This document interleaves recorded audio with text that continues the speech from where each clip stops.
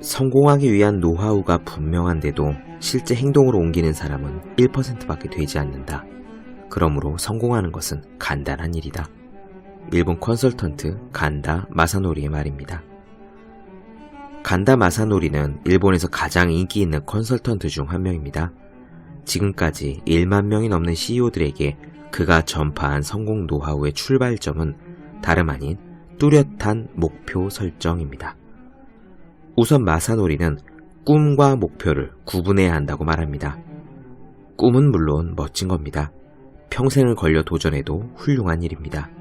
그러나 꿈은 자칫 먼 미래에나 가능한 추상적인 상상으로 흘러갈 위험이 있습니다. 카네기홀에서 영어로 연설한다던가 뉴욕 현대미술관에 걸릴 수 있는 작품을 그리겠다는 식입니다. 엄청나게 대단한 일이지만 달성하기가 쉽지는 않습니다. 그래서 마사노리는 가슴속에는 꿈을 품되 도달할 수 있는 목표로 바꿔야 한다고 조언합니다. 보통 1년, 길어도 3년 안에 실현할 수 있는 목표, 그 목표의 성취가 곧 꿈을 향한 한 걸음입니다. 이를테면 6개월 안에 원서 30권 독파, 석 달 안으로 몇 점의 작품 완성처럼 말입니다. 우리 뇌에는 마치 검색 엔진과 같아서 검색창에 단어를 써놓으면 그것을 찾기 위해 인터넷의 바다를 부지런히 돌아다니며 정보를 모읍니다. 원하는 자료를 정확히 찾고 싶은 사람은 되도록 명확하게 검색어를 입력해야 하죠. 목표도 마찬가지입니다. 애매모호한 목표를 설정하면 애매모호한 결과를 얻을 뿐입니다. 여러분의 꿈을 뚜렷한 목표로 바꾸십시오. 그리고 그 목표를 머릿속에 새기기 바랍니다. 365 공비타민 꿈을 뚜렷한 목표로 바꿔라의 한 대목으로 시작합니다.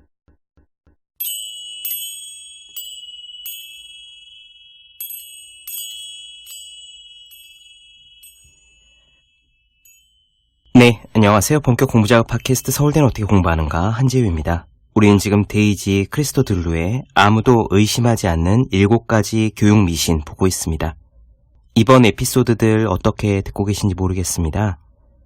어떻게 공부해야 하는지, 또 뭘 배워야 사람이 더 나아질 수 있고 우리가 쓸모 있을지에 대해 관심이 많은 제게는 아주 유용한 에피소드들인데요. 이 글 자체가 다소 딱딱한 편이어서 듣기에는 귀에 쏙쏙 안 들어올 수도 있을 것 같아요. 교육청에서 제시한 보고서라든가 이론서의 인용 같은 진짜로 딱딱한 부분들은 가급적 빼고 제가 쉬운 부분만 열심히 고르고 있는데도 그렇습니다. 만약 이 내용을 다 이해하시진 못하더라도요, 뭐랄까요? 이런 관점을 들으시고 지금 마구마구 매스미디어에 쏟아지는 말들 있죠? 창의력이니 역량교육이니 그런 것들에 대해서 무작정 겁먹은 채로 따라가지 마시고 저 말에는 이런 함정이 있지 하고 생각만 하실 수 있어도 그런 계기만 되셔도 큰 도움이 될 것 같습니다. 오늘은요, 새로운 지식이 중요하다는 이야기에 대한 비판을 나눠드립니다. 새로운 지식, 소위 역량 중심의 공부죠. 단순 암기가 중요한 게 아니라 비판력, 사고력, 문제 해결력 같은 역량 강화가 중요하고 이런 역량 강화를 위해서는 물리학이니 문법이니 하는 지겹고 딱딱한 과목이 아니라 갓 쏟아지기 시작하는 최첨단 과학기술들을 아는 것이 중요하다라는 주장이 넘실댑니다. 요즘을 생각하면 코딩 교육 같은 걸 예로 들 수 있을지 모르겠어요. 그런데 이렇게 새로운 지식들을 따라가는 게 과거의 전통적인 교육들, 기하학이니 방정식이니 물리니 화학이니 같은 것들보다 중요하냐?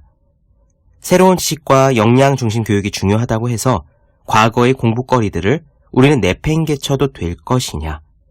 저자는 강력하게 주장합니다. 그건 완전 바보 같은 생각이라고요. 이런 이야기 많이 들으시잖아요. 어마어마하게 많은 정보가 새로 쏟아져 나오기 때문에 지금 우리가 배우는 것들의 몇 %는 단 몇 년 안에 낡은 것이 되어버릴 거다. 그렇죠? 정보가 계속 생성되는 건 맞습니다. 유튜브만 봐도 그러니까요. 그런데 이런 상황일수록 무엇을 알고 보아야 할까? 간단합니다. 이런 상황일수록 더 오래된 지식들을 알아야 해요. 오늘 이야기 굉장히 흥미롭습니다. 직접 들어보시죠. 바로 시작하겠습니다.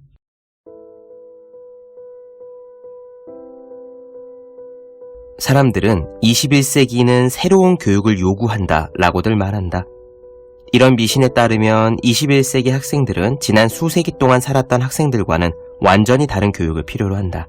과학기술과 경제의 변화에 따라 학생들에게 이제까지와는 다른 방식으로 가르쳐야 한다는 관점이다. 사실 21세기 역량이라는 말은 교육계 내외에 사용되는 대표적인 교육 유행어다. 역량의 의미가 무엇인지에 대해 책임있게 분류해주는 기관도 없지만 몇몇 단체들은 문제 해결력, 비판력, 창의력, 의사소통 능력 등의 의미로 사용한다. 그렇지만 이러한 역량들을 특별히 선택하고 그것들이 미래에 중요할 것으로 제시하는 논리를 다음에 두 가지 측면에서 분석할 수 있다. 첫째, 현대의 과학기술 발달 덕분에 사람들은 방대한 양의 정보를 기억하거나 암기할 필요가 없게 되었다. 두뇌가 아닌 별도의 기억 저장 장치로 처음에는 책이 만들어졌고 현재는 인터넷이 대표적이다. 둘째, 지난 수십 년 동안 경제와 직업 환경에는 매우 큰 변화가 일어났다. 혁신적인 과학기술은 전체 산업계의 관행을 파괴할 정도로 강력하다. 기존의 산업과 직업이 매우 빠르게 구식이 되어버린 상황에서 기존의 지식체계는 더 이상 가치가 없게 되었다. 이런 관점들은 다음과 같이 정리할 수가 있겠다. 우리가 학생들에게 특정한 전문 영역의 지식체계를 가르친다면 그들은 봉급이 낮고 취업 기회도 지속적으로 감소할 육체 노동 직종을 찾느라 많은 수고를 하게 될 것이다. 반면에 학생들에게 지식을 습득하는 부담도 주지 않게 하면서 역량을 가르친다면 그들은 전국을 무대로 취업할 수도 있고 인간관계를 넓힐 수도 있으며 봉급도 훨씬 더 많이 받을 것이다. 물론 21세기의 역량은 매우 중요하다. 문제 해결력, 창의력, 비판적 사고와 인간관계 능력은 무척 중요한 역량들이다. 나는 그 역량들 가운데 어느 하나라도 무시할 수 없을 정도로 모두 중요하게 생각한다. 그러나 그 역량들 중 어느 하나도 오직 21세기에만 존재한다거나 21세기에만 중요하게 여겨질 수 없다. 고대 그리스의 미케네에 살았던 기능공도 다른 사람들과 협력하면서 일했고 적응하거나 혁신하면서 일해야 했다. 그렇다면 21세기 교육이라는 개념에서는 무엇이 문제인가? 창의력과 문제 해결력이 중요하다고 말하는 것 자체는 진부한 주장에 지나지 않는다. 이러한 역량들이 21세기에 새롭게 필요한 특성들이라는 것은 틀린 말이고 위험한 발상이다. 21세기 역량들을 학습하기 위한 방안을 따로 마련한다는 것도 실제적인 면에서 해로운 결과를 가져올 수 있다. 물론 21세기 과학기술의 영향력은 다른 시대와는 비교할 수 없을 정도로 엄청나다. 그런데 이 차이를 강조하다 보면 교육적으로 다음과 같은 두 가지 잘못된 관점이 나타날 수 있다. 첫째, 과학기술의 발전으로 학생들은 아무것도 암기할 필요가 없을 거라는 생각이다.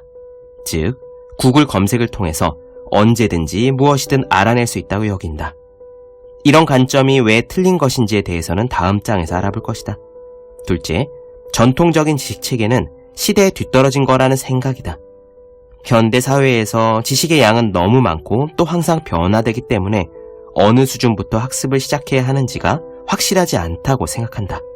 유명한 유튜브 채널인 Shift Happens는 완전히 새로운 정보가 매년 1.5 엑사바이트씩 생성되고 새로운 과학기술 정보는 매년 2배씩 증가된다고 밝혔다.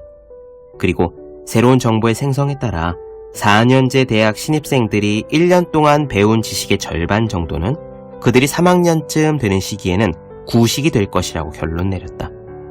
간단히 말해 이런 주장은 전혀 사실이 아니다. 물론 사람들은 새로운 발견을 계속하지만 새롭게 발견된 것들 중에 대다수는 기존에 존재한 것들과 전혀 다르거나 대체하는 것이 아니다. 사실 새로운 발견은 기존의 발견을 기반으로 해서 나타난 것이며 기존의 발견을 잘 알고 있었기에 새로운 발견의 가능성이 커졌다고 봐야 한다. 아르키메데스의 부력 원리는 2000년 동안 인정받고 있다는 것을 명심해야 한다. 그는 현재도 변함없이 인정받고 있는 지렛대의 원리를 당시에 정리했다. 또한 뉴턴 역학의 법칙은 당구공의 움직임을 설명해주는 이론으로서 앞으로도 계속 남아있을 것이다. 그리스 수학자 유클리드의 이론은 미완성이었기 때문에 수없이 확장되고는 있지만 수정되지는 않는다. 유클리드의 정리는 하나도 변함없이 현재까지도 타당한 것으로 남아있다. 물론 대학에서는 원하기만 하면 엑사바이트 규모의 정보를 만들어낼 수는 있다. 그러나 피타고라스 정리를 논박하거나 에우리피데스 비극을 더 훌륭하게 각색할 가망은 없다. 이렇게 고대로부터 변함없이 인정받고 있는 근본적인 아이디어들은 생각보다 훨씬 많다.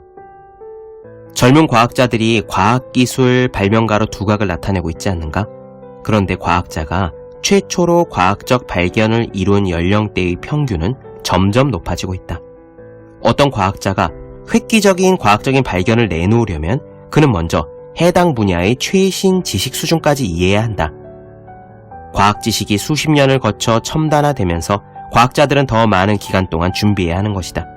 새로운 과학적 발견을 위해서는 최근까지 축적된 지식을 알고 있어야 하기 때문이다. 새로운 아이디어일수록 더 빨리 쓸모 없어질 가능성이 높다는 것도 역설적인 진실이다. 예컨대 5,000년 동안 유용한 지식으로 증명된 것이라면 그것은 앞으로 100년간 더 유용할 것이라고 자신있게 말할 수 있다. 반면 어떤 지식이 인정받기 시작한 지 50년이나 고작 20년 정도밖에 되지 않았다면 100년 후에도 계속 쓸모있을 거라고 자신하기 어렵다. 마이크로필름 리더기나 미니디스크 플레이어는 알파벳이나 숫자 체계보다 폐기될 확률이 훨씬 높았고 실제로 스마트폰이 도입되자 완전히 폐기되었다. 위키피디아 공동 창립자로서 과학기술에 관하여 높은 지식을 갖춘 레리 싱어는 이런 관점을 다음과 같이 분명히 밝히고 있다. 과거에는 직업 세계에 필요한 특수한 기능은 직장에서 배웠고 이는 현재도 거의 마찬가지다. 만약 내가 17살이었던 1985년으로 돌아가서 컴퓨터 베이직 프로그램이나 문서 편집 기능을 배울 것인가? 아니면 미국 역사를 배울 것인가? 둘 중에서 어떤 게 나한테 더 도움이 될 것인가를 생각해 본다면 나는 주저없이 역사 공부가 더 도움이 된다고 대답할 수 있다. 즉, 내가 배운 역사는 거의 똑같은 내용으로 존재하지만 문서 편집 기능이나 베이직 프로그램은 더 이상 쓸모없기 때문이다. 이제는 새로운 지식일수록 학교에서 가르쳐야 되는지를 더 비판적으로 검토해야 할 대상으로, 반대로 오래된 지식일수록 더 인정받은 것으로 보아야 한다. 그러나 21세기 역량 운동은 정반대 방향으로 전개되고 있다. 보다 최신의 지식, 현대적이고 최첨단 지식을 주문 외우듯이 요구하고 있다. 그러나 세상의 어떤 것도 최첨단에는 해당하지 않는다.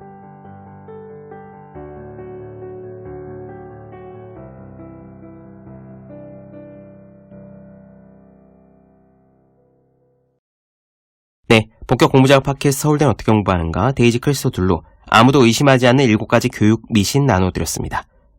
더 많은 이야기가 궁금하신 분들, 질문사항 있으신 분들은 제 유튜브 채널 서울대는 어떻게 공부하는가, 네이버 블로그 생의 즐거운 편지, 다음 카카오 브런치 한주 브런치, 인스타그램 해시태그 서울대는 어떻게 공부하는가 검색해주시면 좋겠습니다.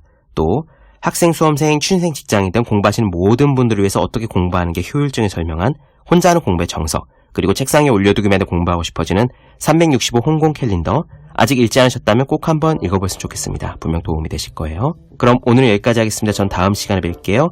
여러분 모두 열심히 공부하십시오. 저도 열심히 하겠습니다.